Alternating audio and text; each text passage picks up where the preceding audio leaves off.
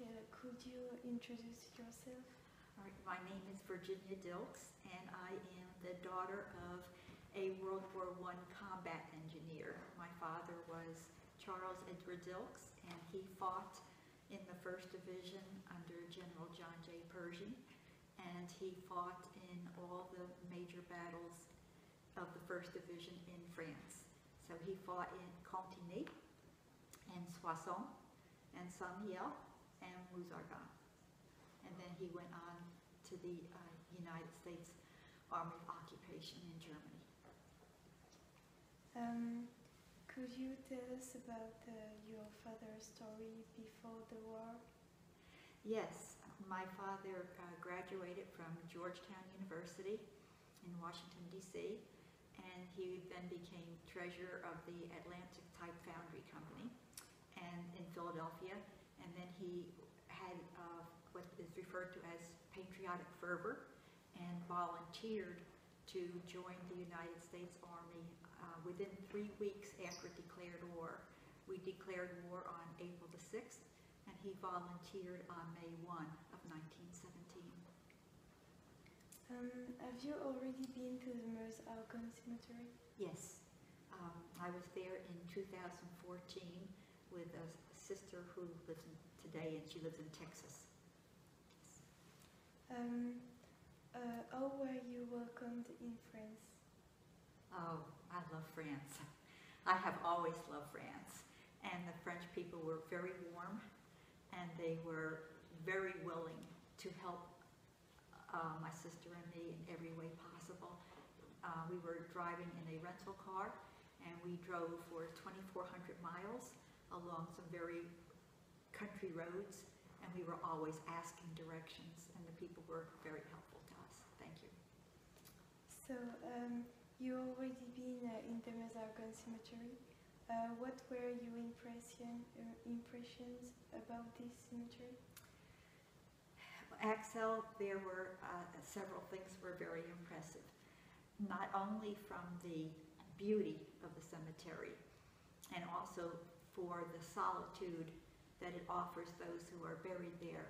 But I had 2 very fantastic experiences there. They kind of went hand in hand. But I was greeted by Superintendent David Bedford and his wife. And after we talked for a couple of hours in the morning, he then turned to my sister and me and he said, "Would you like to join a group of educators who are going to take a tour of the artillery mounds and bunkers in the Argonne Forest?" Well, of course we said yes. So at 2 o'clock in the afternoon we came back and we joined the educators and we went for a tour of these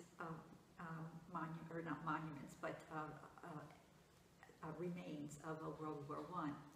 And then in the middle of the tour, he asked the educators to step aside, and he asked my sister and me to step forward, and he pointed to Hill 269. And Hill 269 is recorded in the Center for Military History as the hills near Montfaucon, in which a battalion of 1st Division engineers captured that hill. And in my father's book, you will find that that was one of the battles in which he participated. And one other interesting part was that very day was his birthday. So it was a very momentous day, emotional day for my sister and me. Have you visited other places or monuments in France? Yes, we went to, well, first of all, we went to his training area in eastern France, which was in the Toul area, Toul, Lunéville, and Somerville.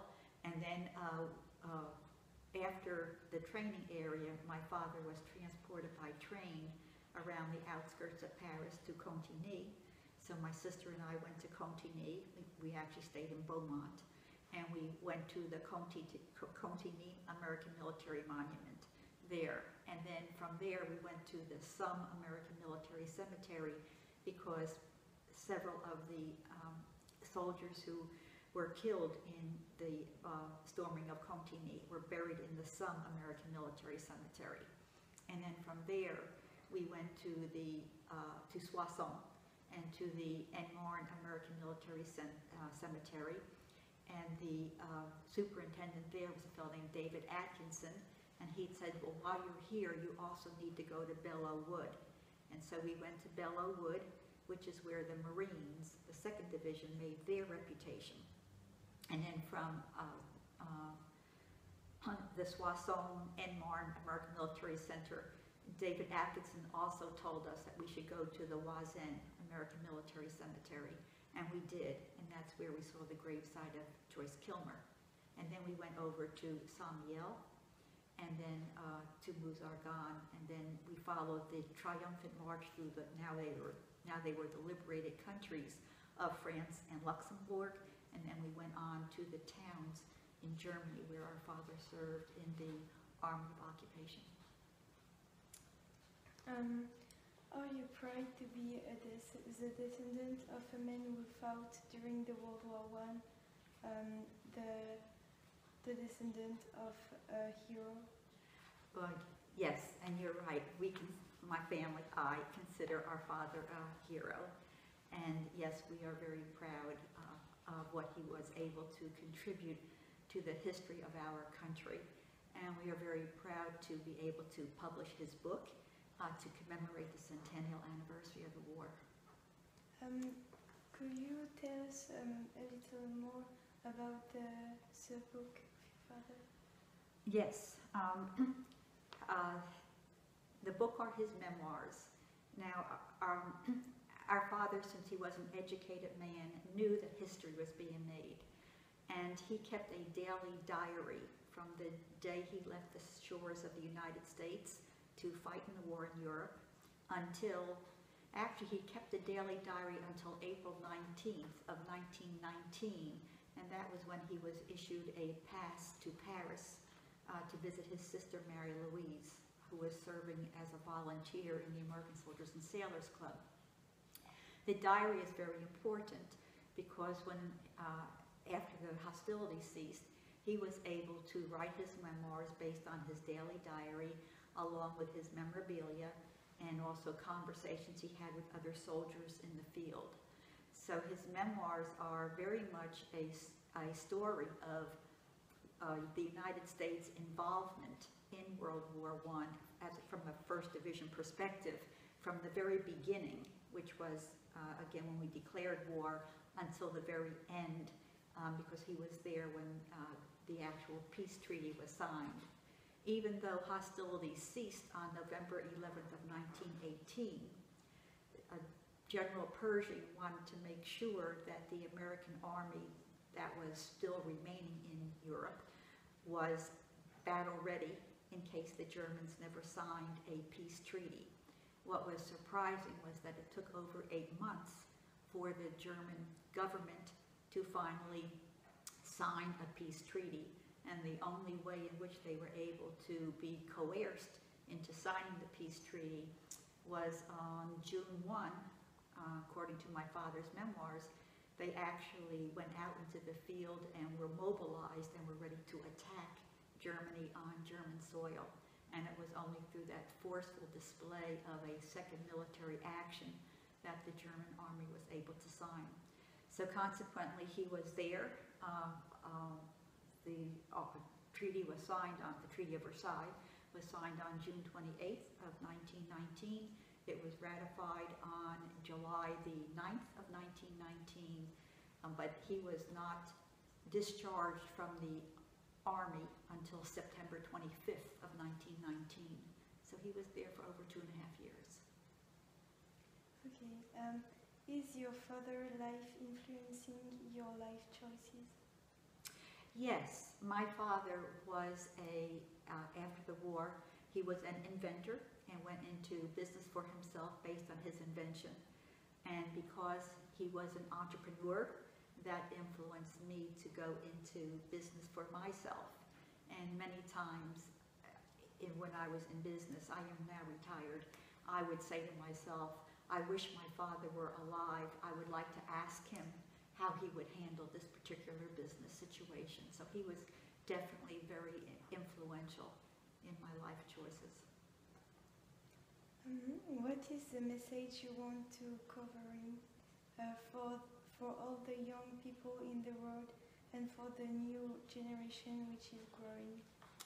I would like not only the young people, but even people of my generation, but more specifically people of your generation, Axel, to understand the impact that World War I had not only on the 20th century, but also on our world today. In particular, World War I was really the seminal event for the 20th century.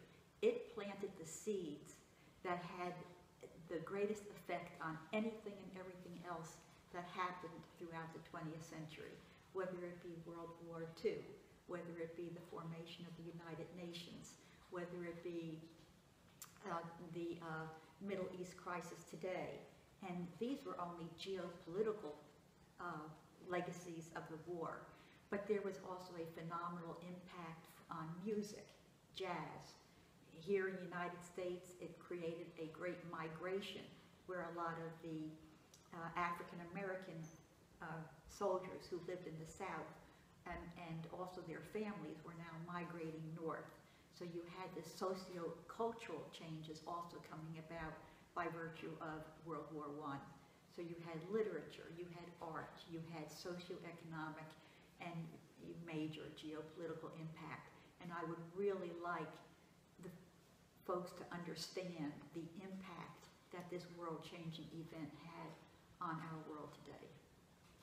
Thank you very much, Virginia. Have you something to add to this answer? No, I really appreciate this opportunity to share with someone of your age, Axel. I like talking to anyone, especially the young generation, because you are the ones who are going to carry on the history of it. Thank you so much. Thank you. You're welcome.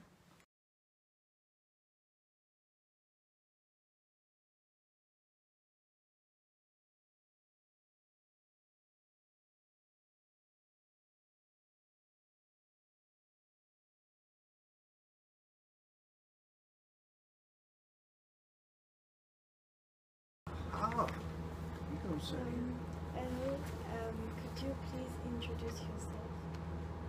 Can that thing hear me? My name is Don Levins. I'm president of the Carroll County Veterans Memorial Park and also president of the Carroll County Genealogical Society. I live in Carroll County, Georgia, was born and raised here. And I spent 4 years in the United States Air Force. What is the purpose of your work? Purpose of our work at the Memorial Park is to honor, provide a place to honor our veterans who have served in the various 5 branches of service in the United States, who are from Carroll County or have connections to Carroll County, Georgia, and we honor all who have served in all wars from the Revolution to the present day. And through all this memory work, how do you value the World War I memory in the country? I didn't understand. Through all this memory work, how do you value the World War I memory in the country? How do I value it? Yeah. Well, we evaluate it through work like Christian does by researching their discharge papers. We find that we don't put anybody on our memorial wall who we don't verify as having served during the time that they served. Now, we honor all veterans. We don't question whether they went in battle or not. We feel like that anybody who held up their hand and said, I will give a blank check up to and including my life, deserves to be memorialized or honored. You don't have to be dead to be in our park. That we memorialize those very much, but we also honor those who served at all in our military. We have 22 who were killed in action or killed during their time overseas in service from the World War I. We have 194 who were killed in action or died during their service from the war between the states, commonly called the Civil War. We prefer to use war between the states because there was nothing civil about that war. It was a very, very bad war. And we have identified about 180 others who were killed, who were from Carroll County, who served in all the wars since the Civil War. Do you feel any improvement in the interest for the World War I from your point of view and for the country? It's been so long. We no longer have a living veteran. All veterans have been dead from the war for a long time. World War II was such a monstrous thing. Those veterans still live. Most have died, and many die every day. So we got away from World War I. When we started this project with Christian, one of our goals was to accumulate memorabilia from the war. In other words, the boys always brought home memory things, canteens, pistols, uniforms, gas masks. So we thought, well, we would accumulate, and we advertised and had good response from the paper and radio to say, please bring to us and let us borrow your memorabilia from World War I. Well, we didn't get much. And what we did get was pretty much dilapidated. Like I had one gas mask we received, and gas mask back then was a big deal. That killed, a lot of our people died because of the gas. But the gas mask that I got, that we received, was pretty much rotted. I had to, and we put it on display here in the library. There's a display case out there. And in every May and October for the last 2 years, and this year and next year, we will put the World War I display in the library out there. Now, back to the, not much was available, so we had planned to have a big display, remember, that we were going to put in that room that you and we were in back there, of just World War I stuff. Couldn't find it. So what we found was, no matter what noise we tried to make about the centennial, fell on deaf ears. And very frankly, Christian Montreal coming here and being in our county and doing this work that he's doing piqued all our attention to World War I. And I'll bet you that in all of the work that the Centennial Commission is doing across the country, we are very unique to be able to have this attention. And for that matter, you coming here is a great thing for us to say, here is a young person interested in what happened to the war. Here's an old guy interested in having both of you here, young and old from France, showing your interest is just a major thing for us to help call attention to this. And your being here, this will go back to the state of Georgia Centennial Commission and to the National Centennial Commission will know that you were here and that you brought the interest level that you bring here is going to make a major impact. Thank you very much for this answer and for the work that you make for the memory. Thank you. Thank you. So blessed.